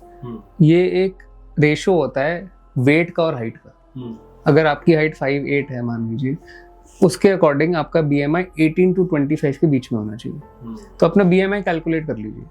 Normal BMI के हिसाब से आपका जो वजन होना चाहिए उस वजन पे आ जाइए सबसे पहले। तो एक बार आप उस वेट पे आ गए, उसके बाद अपनी हैबिट्स को एनालाइज करिए। अल्कोहल और स्मोकिंग 100% छोड़ दीजिए। अल्कोहल बहुत बुरी है हमारे शरीर के लिए, स्मोकिंग भी बहुत बुरा है, सिर्फ लंग्स के लिए नहीं पूरे शरीर के लिए। मान लीजिए किसी फीमेल की एवरेज हाइट 5 है या 5'2" है, तो उसके आपके अकॉर्डिंग क्या वेट रहेगा उसका? उसका वेट 50 to 55 होना चाहिए। एग्जैक्ट कैलकुलेट करना पड़ेगा क्योंकि ये जो हाइट है ये मीटर स्क्वायर में होनी चाहिए और जो वेट है केजीज में होना चाहिए। BMI 18 to 25 के बीच में होना चाहिए। प्रेफर करेंगे कि 20 तक आ जाए, जो एकदम नॉर्मल। अगर मैं मेल की बात करता हूँ तो मेल में अगर स्पर्म क्वालिटी अगर इम्प्रूव करनी है, क्योंकि ऐसा सुना है कि जैसे आपने अभी बताया कि स्मोक या ड्रग वगैरह आप लेते हैं या नींद अच्छी प्रॉपर नहीं लेते हैं तो इसकी वजह से स्पर्म क्वालिटी जाती है। लेकिन मुझे ऐसा भी लगता है कि शायद डाइट प्रॉपर नहीं लेंगे तब भी तो स्पर्म की क्वालिटी बेकार। ओबेसिटी तो हर चीज का एनिमी है ना। जो फैट है ना उसमें से हार्मोन्स रिलीज होते हैं जो फीमेल में तो ज्यादा और मेल्स में भी स्पर्म क्वालिटी को अफेक्ट करते हैं। हमारे पास इतने पेशेंट्स आते हैं जो कि काफी हेल्दी होते हैं और उनका स्पर्म काउंट काफी लो होता है, फिर हमें उनको IVF सजेस्ट करना पड़ता है और एडवांस टेक्निक से IVF सजेस्ट करना पड़ता है क्योंकि स्पर्म काउंट भी कम है। तो स्पर्म काउंट का तो बहुत बड़ा दुश्मन है ओबेसिटी, और ऐसे ही एग क्वालिटी का भी बहुत बड़ा एनिमी है। अच्छा, एक पर्सनल क्वेश्चन पूछता हूँ आपसे। मैंने एक मूवी देखी थी डॉक्टर जी, वो आयुष्मान खुराना की, शायद आपने भी देखी होगी क्योंकि मुझे लगता है आपसे रिलेट कर रही है। तो वहाँ पर उस स्टोरी में उसको बाय डिफॉल्ट उसको गाइनो चूज किया था उसने। आप अपने बारे में थोड़ा बताइएगा। आपने जब डॉक्टर जी मूवी रिलीज हुई तो पर्सनली मेरा दिल्ली टाइम्स में इंटरव्यू आया था। अच्छा। सेकंड पेज पे यही पूछा गया था मुझसे कि आपने गायनी क्यों चूज करी। तो मैंने ये देखा था दिल्ली में, मैं दिल्ली में बॉर्न एंड ब्रॉट अप हूँ, कि हड्डी के डॉक्टर मेल होते हैं, सर्जन जनरली मेल होते हैं, दिमाग के हार्ट के डॉक्टर नॉर्मली मेल्स होते हैं, कोई गायनेकोलॉजिस्ट मेल नहीं होता, सारी फीमेल्स होती हैं। नहीं, रेयर टू रेयर होते हैं, जैसे आप भी तो वैसा। बहुत कम। मतलब मेरे डिपार्टमेंट में, हमारे कॉलेज में 60 फीमेल्स थी और मैं अकेला लड़का था, जैसे डॉक्टर जी में भी दिखाया है। सेम स्टोरी है। बट डॉक्टर जी में ये दिखाया है कि पेशेंट्स को प्रॉब्लम थी मेल गायनेकोलॉजिस्ट से, फीमेल पेशेंट्स से। ये कंप्लीटली ट्रू नहीं है। मेरे करियर में मेडिकल कॉलेज में उसके बाद भी कभी ऐसा मैंने फेस नहीं करा कि पेशेंट बोले नहीं हम आपसे नहीं, हम फीमेल डॉक्टर को दिखाएंगे। मेरे साथ एज पर लॉ हमेशा एक फीमेल रहती है, नर्स रहती है, दूसरी जूनियर डॉक्टर रहती है। मैं अल्ट्रासाउंड्स भी करता हूँ, डिलीवरीज भी करता हूँ, सर्जरीज भी करता हूँ। तो कभी भी ये नहीं फीलिंग आई कि मेल हो तो आपको दिखाना नहीं है। इनफैक्ट जो लेडीज हैं समहाउ वो हमें देख के उनका कॉन्फिडेंस लेवल बढ़ जाता है कि अगर ये हमें ऑपरेट करेंगे तो शायद ज़्यादा अच्छी तरीके से करेंगे। केस ये भी तो हो सकता है, मान लीजिए आप कोई आपके पास आ भी रहा है पेशेंट, तो ऑलरेडी उसे पता है, तो ऑलरेडी वो प्रिपेयर होके ही आएगा आपके पास। ये भी तो एक केस है, प्रिपेयर भी होके आता है। प्लस कभी भी डॉक्टर होता है, मैं हमेशा पेशेंट्स को बोलता हूँ डॉक्टर का कोई जेंडर नहीं होता, मेल फीमेल नहीं होता, डॉक्टर। आप कभी ये सोचना ही नहीं आपको कि ये फीमेल है ये मेल। तो कभी आपको कभी ऐसा फील हुआ, मान लीजिए कोई ऐसा केस रहा हो जहाँ आपको थोड़ा नर्वसनेस रही हो या कुछ अपनी ऐसा कोई एक्सपीरियंस रहा हो? नहीं, देखिए अगर हम अपने काम में कॉन्फिडेंट हैं, अपनी नॉलेज हमारी अच्छी है, सब्जेक्ट नॉलेज अच्छी है और आपकी नीयत साफ है, तो क्यों कभी नर्वसनेस होगी? मुझे कभी नर्वसनेस नहीं है। हमने बड़े से बड़े आदमी को भी ट्रीट करा है और मैंने अपनी वाइफ का सिजेरियन करा है खुद। सेल्फ कैसे? यहाँ एक और मूवी की मुझे को याद आ गया, जैसे आपने बोला खुद किया है। मैं मुन्ना भाई MBBS की बात करता हूँ, वहाँ पर वो बोलता है कि अपने पेशेंट से लव नहीं करना चाहिए, क्योंकि मैं अगर अपनी बेटी का ऑपरेशन करूँगा तो मेरे हाथ कांपेंगे। तो आप बताओ। नहीं देखिए, अब मैंने अपनी वाइफ और अपनी सिस्टर दोनों का सिजेरियन करा है, दोनों डॉक्टर हैं। ठीक है, मेरी वाइफ स्किन की डॉक्टर है, मेरी सिस्टर गायनेकोलॉजिस्ट है। तो सिचुएशन ये थी कि रात के 2 बजे हुए थे, इमरजेंसी थी, उनका बीपी शूट अप कर गया था। मैंने अल्ट्रासाउंड करके देखा तो बच्चे की हार्ट बीट थोड़ी सी कम हो रही थी, इमरजेंसी में सिजेरियन करना था। और मैंने तो डॉक्टर बुला ली थी एक अपनी सीनियर कि आप आके कर दो सिजेरियन, मेरा ही हॉस्पिटल था। तो मेरी वाइफ अब आउट ऑफ इमोशन बोली नहीं तुम करो, एंड तब वाइफ पेन में थी, प्रॉब्लम में थी, और कहीं ना कहीं मैं भी उनकी बात नहीं काटना चाह रहा था। तो मैंने इतना सोचा ही नहीं, मैंने कहा चलो करना है कर दूंगे। तो मैंने उनको लेटाया, और मेरे लिए वो एक पेशेंट थी उस टाइम पे। वो बड़ा क्लियर था मेरे लिए कि जी मुझे अपने बच्चे को बाहर निकालना है, क्योंकि इमरजेंसी है, टाइम की एक बात है। और विद इन नो टाइम, देखिए अंदर से टिश्यू और बॉडी तो सबकी सेम है, और हम ऑपरेट करते हुए किसी की भी शक्ल तो देखते नहीं है, हम अपना काम करने, अपने एरिया में काम करने। नहीं, फिर भी इसमें एक चीज है, नर्वसनेस हो गई होगी। नर्वसनेस जरूर हुई थी एक बार के लिए, बट कहीं ना कहीं इतने सिजेरियन करे हुए हैं मैंने, आपको जैसे मैंने नंबर बताया था, तो कहीं ना कहीं वो मशीन की तरह हाथ चलता गया और काम होता गया। नहीं फिर भी ये फील तो होता है। मान लो आप पर डे इतना करते ही हो सिजेरियन, मान लो अपना ही बेटा है या जो भी अपना ही बच्चा है, तो थॉट तो आया ही होगा। एक बार के लिए जरूर आया था, बट कहीं ना कहीं भगवान की कृपा है, आशीर्वाद है कि सब कुछ अच्छे से हो गया। आज के समय में ना सबसे ज्यादा 10 में से 2 न्यू जनरेशन गर्ल्स जिनको पीसीओएस और पीसीओडी की प्रॉब्लम हो रही है। तो मतलब ये ऐसा क्यों हो रहा है? पहले के समय में ऐसा नहीं होता था।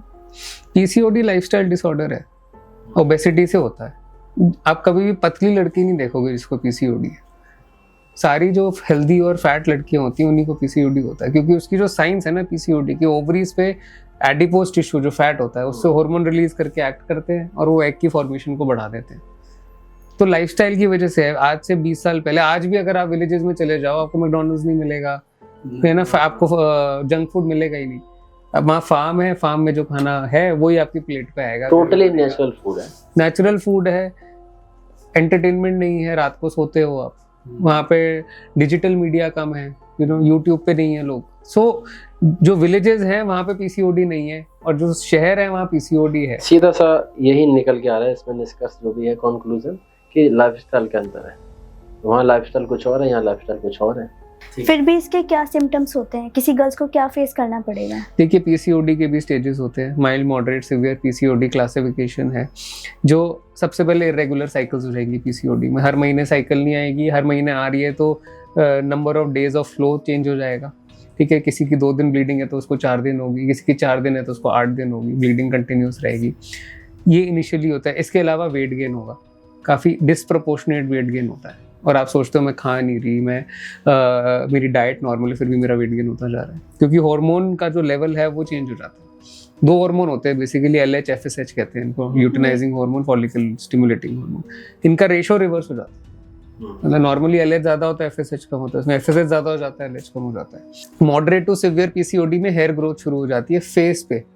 मेल पैटर्न के जो हेयर होते हैं, मेल्स के फेस पे हेयर होते हैं, फीमेल्स के नहीं होते। पीसीओडी में फीमेल्स में फेस पे हेयर आ जाते हैं, तो वो सेकंड स्टेज होता है। थर्ड स्टेज होता है प्रोलॉन्ग्ड एमिनोरिया, मतलब कि 3-3, 4-4, 5-5 महीने तक पीरियड नहीं आना। तो पीसीओडी में ये सब फेस करना पड़ता है। पीसीओडी के साथ साथ डायबिटीज हो जाती है। फैट है, फैट की वजह से पीसीओडी है, पीसीओडी की वजह से शुगर बॉडी में ज़्यादा है, उसकी वजह से डायबिटीज़ है, डायबिटीज़ की वजह से बीपी है, बीपी की वजह से हार्ट प्रॉब्लम है। इसको मेटाबॉलिक सिंड्रोम कहते हैं।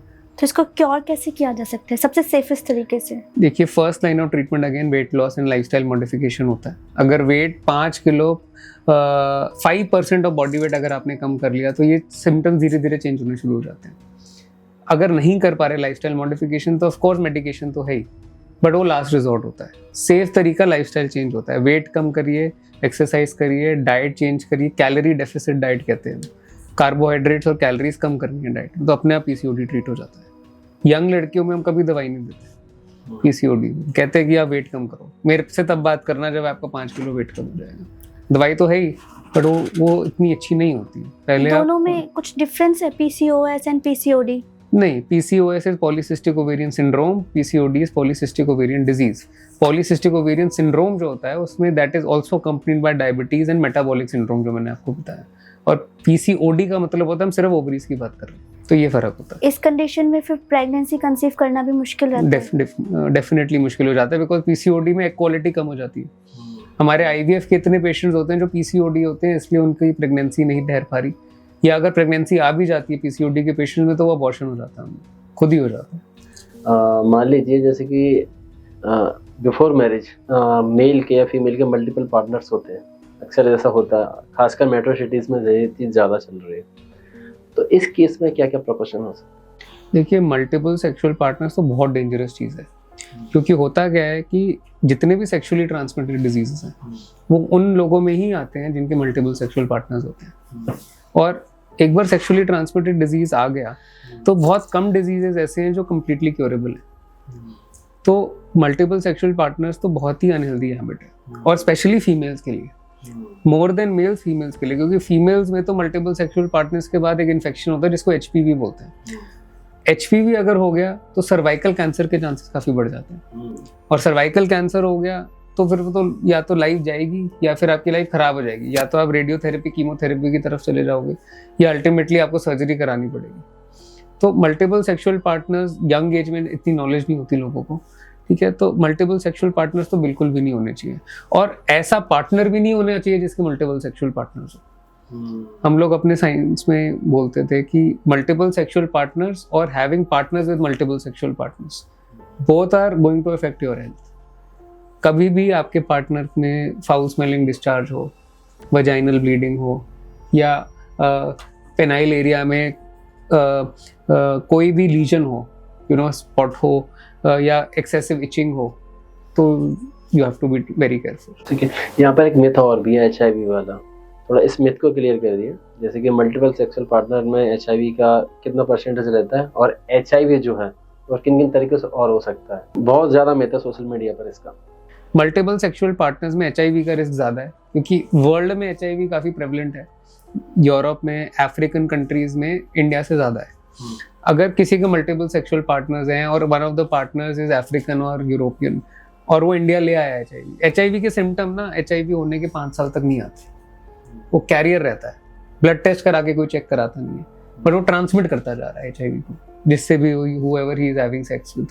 तो जब एचआईवी का कैरियर किसी नॉर्मल फीमेल के साथ गेट्स इंटीमेट, तो उसको भी उसने पास ऑन कर दिया और सिम्टम उनको भी नहीं आया, और ऐसे ही उन्होंने आगे पास ऑन कर दिया, उनको भी सिम्टम नहीं आया। तो एचआईवी तो इज वेरी वेरी डेंजरस। तो you should never get sexually intimate with somebody you don't know.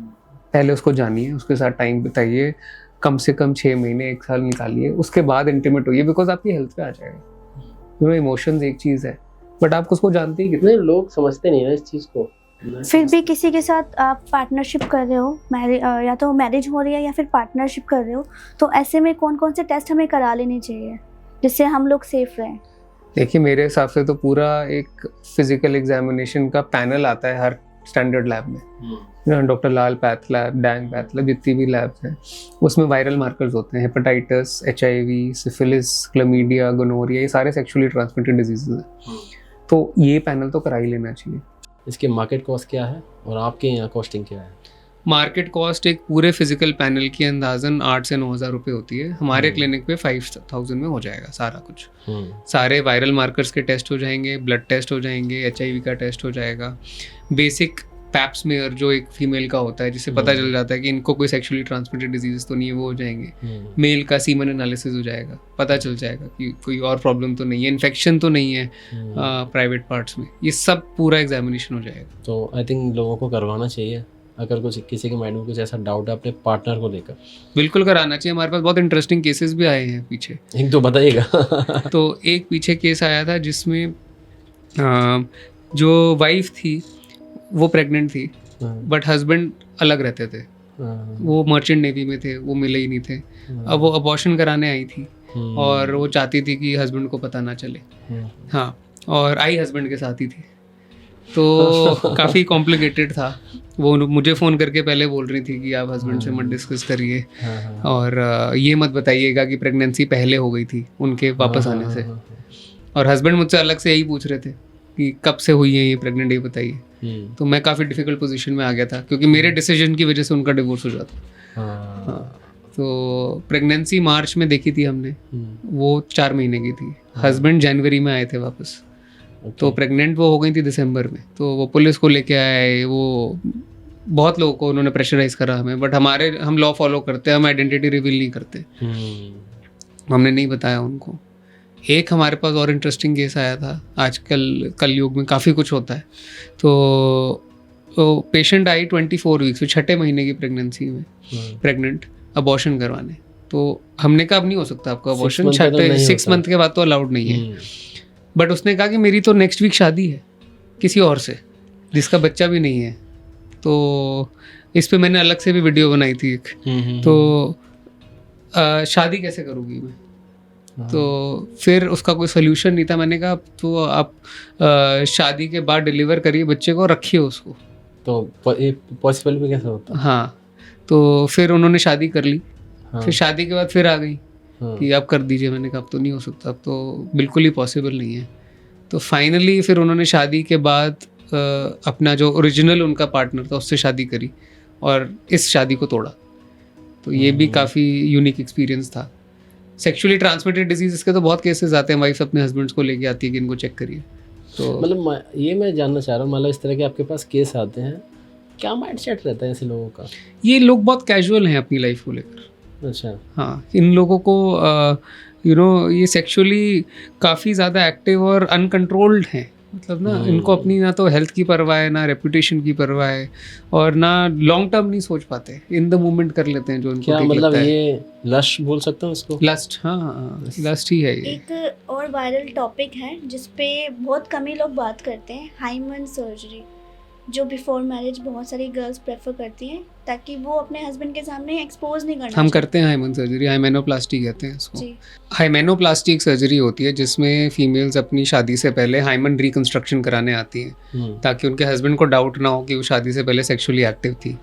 बहुत ही सिंपल बेसिक सर्जरी होती है, हाफ एन आवर में हो जाती है, बिना बेहोशी के लोकल एनेस्थीसिया में हो जाती है, जिसमें हाइमन को हम स्टिच कर देते हैं और बिल्कुल ऐसा लगता है कि वो वर्जिन है। तो ये बहुत कॉमन सर्जरी है। वजाइनल टाइटनिंग की सर्जरीज हो रही हैं आजकल, बहुत ज़्यादा हो रही हैं। हाँ, जिसमें वजाइना टाइट करने के लिए हम लोग एक प्रोब इंसर्ट करते हैं जिससे वजाइना की मसल्स टाइट हो जाती हैं, और फिर वो वजाइना जैसे 35 या 40 ईयर ओल्ड लेडी ज़्यादा आती हैं, वो एक 20 ईयर ओल्ड जैसा हो जाता है। नहीं, तो यहाँ पर एक मिथ भी है सर, उस मिथ को भी ज़रा बताइएगा। लोग ये सोचते हैं कि शादी से पहले अगर किसी के साथ सेक्स किया है तो उसकी कहते हैं वजाइनल चीज़ें जो हो जाती हैं, लेकिन पर्टिकुलर कोई एथलीट है, कुछ एक्सरसाइज कर रहे हैं, या फिर कोई क्रिकेटर है, या कुछ स्पोर्ट्स की एक्टिविटीज़ की वजह से, इन वजह से भी हो सकता है सर? हाँ, हाइमन ब्रेक तो बहुत सारी कंडीशंस में हो सकता है, हॉर्स राइडिंग में हो सकता है, स्पोर्ट्स जो भी खेलते हैं उनके, कोई प्रेशर से बैठ भी जाए फीमेल, उसका भी हाइमन ब्रेक हो सकता है। तो हाइमन ब्रेक होना इज नॉट एविडेंस कि वो सेक्सुअली एक्टिव है। और आजकल के टाइम में मैं ये बोलना चाहूँगा, हम 21st सेंचुरी में है, सेक्सुअली एक्टिव होने का हक सबको है। सेफली होना इज इम्पॉर्टेंट। स्पेशली मैं I would like to tell the man of this country कि अगर आपकी to be wife sexually active रह चुकी है तो उसको जज नहीं करना आप। हम लोग एक 21st सेंचुरी में हैं, डिजिटली एक्सपोज्ड हैं, कोएड सोसाइटी में रहते हैं, तो ये कोई ऐसी बहुत बड़ी प्रॉब्लम नहीं है।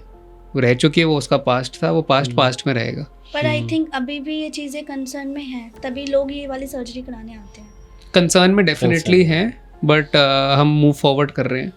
ना, हम वेस्टर्न कल्चर हमारी सोसाइटी में आ रहा है और इसमें कोई प्रॉब्लम वाली बात है नहीं। वैसे फिर भी अगर आपके क्लिनिक पे कोई भी ये हाइमेनोप्लास्टी कराने आते हैं तो उसका लगभग कितना टाइम टेकिंग प्रोसेस होता है और कितनी कॉस्टिंग आती है, वो बता दीजिए। इसमें कॉस्टिंग 45 to 50,000 आती है और डे केयर प्रोसीजर होता है, सुबह आते हैं, शाम तक डिस्चार्ज हो जाते हैं। सिंपल सी सर्जरी होती है, कोई कट स्कार्स नहीं आता है इसमें, और हम स्टिच कर देते हैं हाइमन को। सेक्सुअली एक्टिव रहने के लिए मना करते हैं 6 हफ्ते तक। काफ़ी सिंपल सर्जरी होती है। सो इसका पीरियड्स पे कोई इम्पैक्ट तो नहीं पड़ता? नहीं, पीरियड के लिए छोटा सा होल वहाँ पे बना देते हैं हम, ताकि मेंस्ट्रुअल ब्लड बाहर आ जाए। पीरियड की साइकिल से इसका रिलेशन नहीं है। हाँ, बट अगर पीरियड चल रहा है तो हम सर्जरी उस टाइम नहीं करते, उसके पहले या उसके बाद करते हैं। सर, कुछ और भी आपके पास इंटरेस्टिंग एग्जाम्पल आते होंगे, थोड़ा उनको बताइएगा। हमारे पास एक पेशेंट आया था, बड़ा ही इंटरेस्टिंग केस था। आपने मूवी देखी होगी बैड चॉइस। ट्विंस थे पेशेंट को, और उन ट्विंस में एक बच्चा किसी और का था और एक बच्चा किसी और का था। बैड न्यूज़ मूवी आई थी। तो हमारा एक बड़ा ही इंटरेस्टिंग केस आया था। पीछे, जिसमें एक यंग गर्ल थी 28 ईयर ओल्ड, वो मेरे पास आई कि जी आई एम प्रेग्नेंट, तो अबॉर्शन करना है। एंड मैंने उसका अल्ट्रासाउंड करा तो एक प्रेगनेंसी थी और हमने अबॉर्शन कर दिया उसका।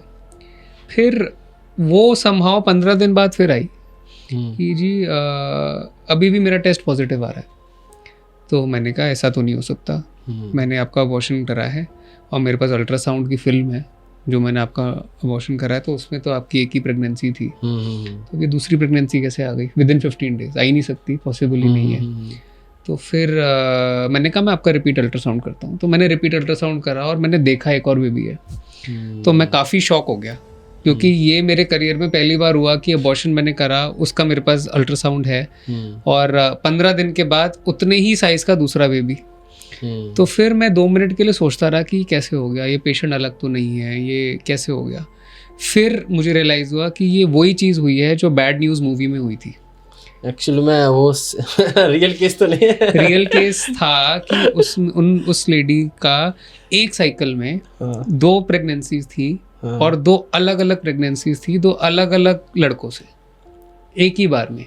आपने उससे पूछा था ये? हाँ, फिर मैंने पूछा उससे, मैंने कहा आपका ये बॉयफ्रेंड के साथ है या किसी और के साथ है? कहती नहीं, मैं किसी और के साथ भी थी। तो मैंने कहा इसमें 2 बच्चे हैं, एक बॉयफ्रेंड का है, एक किसी और का है। तो वो मेरे सामने रोने लग गई। फिर तो मैंने उसको समझाया कि आपका ये ट्रीटमेंट तो हो जाएगा, उसकी आप चिंता मत करो, बट ये आपके ऊपर आर्टिकल लिखना चाहिए हमें क्योंकि बहुत रेयर केस है ये। नहीं, मूवी तो सर बनी गई, आर्टिकल का मूवी भी बन गई, मूवी बन गई। और हमने जब इस कंडीशन के बारे में सिर्फ पढ़ा था अपने करियर में, मैंने कभी देखा नहीं था। तो रिसेंटली जब देखा तो मुझे बहुत अच्छा लगा, क्योंकि बहुत रेयर केस है ये, 10 लाख में एक होता है। तो 10 लाख में एक तब होगा ना जब कोई गर्ल ऐसा डिसीजन लेगी। नहीं, गर्ल्स तो बहुत हैं ऐसा करने वाली, बट उनके रिप्रोडक्टिव सिस्टम ऐसा है कि एक साइकिल में 2 एग्स रिलीज हो जाए, नॉर्मली एक रिलीज होता है, और 2 अलग अलग लड़कों के स्पर्म से फर्टिलाइज हो जाए और वहाँ पे प्रेगनेंसी आ जाए। तो बेसिकली एक वूम में 2 बच्चे हैं और उसके 2 अलग फादर नहीं। तो फिर इसमें ये भी है ना, जैसे कि इंटीमेसी भी सेम टाइम पे की हो, मतलब जैसे कि सुबह शाम आगे पीछे करी होगी। हाँ, ये केस हो सकता है। हमने अमेरिका में जब मैं था तब वहाँ एक देखा था केस, जिसमें एक बच्चा काला था, एक बच्चा गोरा था और गोरी मदर थी। तो जो काला बच्चा था, क्योंकि जो बॉयफ्रेंड था वो अफ्रीकन अमेरिकन था, ब्लैक था, और जो दूसरा बॉयफ्रेंड था वो गोरा था, तो मदर थी वो गोरी थी। तो नहीं, ऐसे बच्चे थे। अगर मैं आप अमेरिका की बात बता रहे हैं तो वहाँ एक तरह को सोचा जा सकता है। इंडिया में ऐसा होना तो एक अलग ही चीज़ है। एक केस ऐसा भी कुछ बताइएगा, या फिर आपके पास कोई ऐसा एग्जाम्पल आया हो जिसमें आपको लगा हो कि यहाँ पर मेरे लिए मामला टाइड हो सकता है अगर मैं इस केस में जाता हूँ। तो कुछ ऐसा ऐसे तो बहुत केसेस आए हैं। अभी पीछे हमारे पास एक केस आया था जिनका यूट्रस इतना बड़ा था, मतलब यहाँ तक यूट्रस आ रहा था, इधर से लेकर। नॉर्मली यूट्रस का साइज ना नाशपाती जितना होता है, इतना बड़ा होता है यूट्रस। उनका यूट्रस इतना बड़ा था, छाती तक आ रहा था, मतलब कि 2.5 किलो का यूट्रस था और उनकी सर्जरी करनी थी हमें। तो उन्होंने मुझसे कहा कि डॉक्टर साहब हमें तो दूरबीन वाली चाहिए, लैप्रोस्कोपिक सर्जरी करो आप। तो उस केस में मैंने उनको बोल दिया था कि लैप्रोस्कोपिक सर्जरी नहीं हो सकती, ओपन सर्जरी ही होगी आपकी। ओपन सर्जरी में भी हमें 6-6.5 घंटे लगे उसकी सर्जरी करने में, और यूट्रस निकाला, 3 लीटर ब्लड लॉस हो गया उनको। शरीर में 5 लीटर खून होता है, 3 लीटर निकल गया उनका। फिर हमने उनको ब्लड ट्रांसफ्यूजन वापस दिया, आईसीयू में रखा, वेंटिलेटर पे रखा 1 हफ्ता, फिर वो धीरे धीरे रिकवर हुई। उसका कॉज क्या थे उसके? फाइब्रॉइड एक ऐसी बीमारी है यूट्रस में जो अगर जल्दी डायग्नोस हो जाए और जल्दी ट्रीटमेंट हो जाए तो अच्छा है, नहीं तो वो ऐसी इस कदर ग्रो करती जाती है और अल्टीमेटली कैंसर में बदल जाती है। उनकी भी कैंसर में बदल चुकी थी। 65 ईयर्स एज थी उनकी, काफ़ी कॉम्प्लिकेटेड सर्जरी थी। पेशेंट को मेरे में कॉन्फिडेंस था कि आपने इतने केसेस करे, हम ये भी कर लोगे, बट डेफिनेटली मुझे एक बार को लगा था कि ये या तो लेडी जाएगी मेरे हाथ से या फिर मैं किसी तरह इसकी सर्जरी कंप्लीट करके बाहर निकलूंगा। सर, एक कंडीशन होती है एंडोमेट्रियोसिस और साथ में सिस्ट, तो ये दोनों चीज़ें क्या हैं, उनको क्योर कैसे किया जा सकता है? हाँ, तो एंडोमेट्रियोटिक सिस्ट ओवरी में होती है और एंडोमेट्रियम के डिपॉजिट्स ओवरी में चले जाते हैं जो नॉर्मली नहीं होने चाहिए। इसकी वजह से लेडीज़ को पीरियड में बहुत पेन होता है, पूरे मंथ भी पेन रहता है, और इसका जो ट्रीटमेंट होता है वो मेडिकल ट्रीटमेंट होता है अगर एंडोमेट्रियोटिक सिस्ट का साइज़ 5 सेंटीमीटर से कम होता है, और सर्जिकली निकालनी पड़ती है सिस्ट अगर 5 सेंटीमीटर से ज़्यादा होता है। कुछ मिथ भी हैं उनको भी एक बार आपसे जान लेते हैं। सबसे पहला मिथ ये है, जैसे कि आपने बताया था कि फ़ीमेल को प्रेशराइज़ किया जाता है बेबी के लिए, खासकर लड़के के लिए प्रेशराइज़ किया जाता है। तो इस केस में मुझे ऐसा लगता है कि जो मेल है, मेल के ऊपर ही डिपेंड करता है लड़का होना या लड़की होना। तो आप इस मिथ को एक बार अपने अकॉर्डिंग क्लियर करिए। देखिए, जो फीमेल के क्रोमोसोम होते हैं वो एक्स और एक्स होते हैं, मेल के एक्स और वाई होते हैं। तो बच्चा बनता है वो एक फीमेल के क्रोमोसोम से बनता है, एक मेल के क्रोमोसोम से बनता है। तो लड़का होना या लड़की होना सिर्फ मेल पे डिपेंडेंट है, क्योंकि फीमेल के तो दोनों एक्स है। तो एक्स वाई अगर चाहिए यानी कि लड़का चाहिए तो लड़के को वाई का क्रोमोसोम देना पड़ेगा, और फीमेल चाहिए तो भी लड़के को एक्स का क्रोमोसोम देना नहीं, पड़ेगा। अक्सर मैं ये देखता हूँ कि लोग बेवकूफ़ बनाते हैं। कुछ लोकल में देखा हूँ कि मार्केट में जो दवाई देते हैं लड़का होने की दवाइयाँ, तो ये ऐसी कोई दवाई नहीं है दुनिया की जिससे लड़का हो जाए या लड़की हो जाए, ऐसा कुछ नहीं है। नेक्स्ट क्वेश्चन ये रहेगा कि प्रेगनेंसी में पपाया खाया जा सकता है, क्योंकि उससे मिस कैरेज होने के चांसेस होते हैं। क्योंकि पपाया में ना कुछ केमिकल्स होते हैं, पेप्सिन्स कहते हैं उनको, उनकी क्वांटिटी काफ़ी ज़्यादा मात्रा में अगर ले ली जाए तो मिसकैरेज के चांसेस होते हैं वो भी कम। और कच्चा पपीता नहीं खाना चाहिए, नॉर्मल पपाया खा सकते हो, नॉर्मल क्वांटिटी में जितना नॉर्मली हमारे घरों में मिलता है वो खाने में कोई प्रॉब्लम नहीं होती। प्रेगनेंसी में सीढ़ियाँ चढ़ना चाहिए? हाँ, कोई प्रॉब्लम नहीं है। अगर अनकॉम्प्लिकेटेड प्रेगनेंसी है, लो रिस्क प्रेगनेंसी है, तो आराम भी नहीं करना, सीढ़ी भी चढ़ सकते हैं, ट्रैवल भी कर सकते हैं। काफ़ी लोगों को ये लगता है कि चाय और कॉफ़ी ज़्यादा पीने से भी प्रेगनेंसी में प्रॉब्लम आ सकती है। अगेन, चाय और कॉफ़ी में जो कैफीन होता है उसकी मात्रा अगर बहुत अधिक हो जाए तो बीपी और पल्स पे इफेक्ट आता है, जिसकी वजह से बच्चे पे इफेक्ट आ सकता है। लिमिटेड क्वांटिटी में सब सेफ है, चाय भी सेफ है, कॉफ़ी भी सेफ है, एक्सेस क्वांटिटी में अनसेफ है। रेगुलरली आई पिल और कॉन्ट्रासेप्टिव पिल्स लेने की वजह से भी प्रेगनेंसी में प्रॉब्लम हो सकती है? हाँ, रेगुलरली आई पिल लेना तो बहुत डेंजरस होता है, क्योंकि जो लिवोनोगेस्ट्रल करके केमिकल होता है उसमें प्रोजेस्टेरॉन, वो बहुत अधिक क्वांटिटी में होता है, वो पूरे सिस्टम को बिगाड़ देता है। तो वो ले रहे हो तो आप लिटरली अपने रिप्रोडक्टिव सिस्टम के साथ खेल रहे हो। आई पिल लेने से पीरियड साइकिल चेंज हो जाता है? हाँ, आई पिल लेने से पीरियड साइकिल चेंज हो जाती है, प्रोजेस्टेरॉन जाता है, पीरियड्स आ जाते हैं, इसलिए इम्प्लांटेशन नहीं होता, प्रेगनेंसी नहीं होती। बार बार लेने से तो बिल्कुल ही गूफ अप हो जाता है। पीरियड्स के टाइम पे सेक्स करने से भी प्रेगनेंसी कंसीव हो सकती है? नहीं, पीरियड्स के टाइम पे सेक्स करने से प्रेगनेंसी कंसीव नहीं हो सकती। पीरियड्स के टाइम सेक्स करने से इन्फेक्शन ज़रूर हो सकता है, क्योंकि अनहाइजीनिक पार्ट्स होते हैं, वजाइना भी और पेनिस भी, तो उस टाइम पे अवॉइड करें तो बेटर है। बाकी प्रेगनेंसी नहीं हो सकती, क्योंकि ब्लीडिंग अगर हो रही है तो एग रिलीज नहीं होगा उस टाइम पे। एग रिलीज साइकिल के बीच में होता है। प्रेगनेंसी के टाइम पर बहुत से लोग सेक्स करते हैं, वो सेफ होता है। कितने मंथ्स तक करना चाहिए? वो पूरे प्रेगनेंसी में सेफ होता है, जब डिलीवरी होने वाली होती है बस तब नहीं करना चाहिए। अगर लास्ट मंथ चला है उसके बाद तब भी कर सकते हैं। 9th मंथ में जब डिलीवरी, लेबर में है, जब पेशेंट दर्द हो रहे हैं उसको डिलीवरी के, तब नहीं करना बस। अगर मान लीजिए जैसे कि आफ्टर इंटीमेसी एक गुड न्यूज़ मूवी थी, उसमें करीना कपूर ने कुछ पोजीशन उसमें विजुअलाइज करा रहे थे, वो तो क्या क्या पोजीशंस हैं? देखिए, normally missionary position is considered the best for pregnancy, और वो जो करीना कपूर ने मूवी में दिखाया वो कम्प्लीटली फॉल्स है, हमारे लिटरेचर में कहीं पे भी नहीं है वो।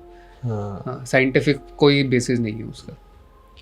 प्रेगनेंसी के टाइम पे जिम में वर्कआउट किया जा सकता है? हाँ, करा जा सकता है। Whole pregnancy? फुल प्रेगनेंसी में नहीं करना चाहिए आइडियली, क्योंकि हीमोग्लोबिन की मात्रा कम हो जाती है, बेबी की ग्रोथ हो रही होती है। लिमिटेड फिजिकल एक्सरसाइज ठीक है, एक्सेसिव नहीं करनी चाहिए। ओव्यूलेशन पीरियड कितना टाइम तक रहता है? नॉर्मली 2 दिन रहता है। तो हम कहते हैं डे 14 जो साइकिल का होता है वो ओव्यूलेशन पीरियड होता है। ठीक है। पीरियड्स के कितने दिनों के बाद तक सेफ सेक्स रहता है? देखिए, सेफ तो बिना प्रोटेक्शन के, बिना कॉन्ट्रासेप्शन के एक भी दिन नहीं है 100%, बट पीरियड्स के 1 हफ्ते बाद तक सेफ है, फिर डे 10 टू डे 20 काफ़ी अनसेफ है, और फिर डे 20 के बाद जब तक पीरियड नहीं आता तब तक सेफ है। तो उम्मीद है दोस्तों आपके पॉडकास्ट काफ़ी हद तक समझ में आया होगा, आपके जो भी डाउट हैं वो भी क्लियर हुए होंगे। अगर आपके माइंड में अभी कोई डाउट है तो कमेंट बॉक्स आपके लिए खुला है, आप कमेंट बॉक्स में अपने सारे जो भी क्वेश्चंस हैं, डाउट है, लिखिएगा। अगले पॉडकास्ट में सर के साथ सारे डाउट, सारे क्वेश्चन मैं पूछूंगा जो भी आपके रहेंगे, और सारे उन क्वेश्चंस के जवाब लेंगे। तो सर बहुत बहुत शुक्रिया, आपने हमारे साथ टाइम दिया। Thank you so much sir. Thank you.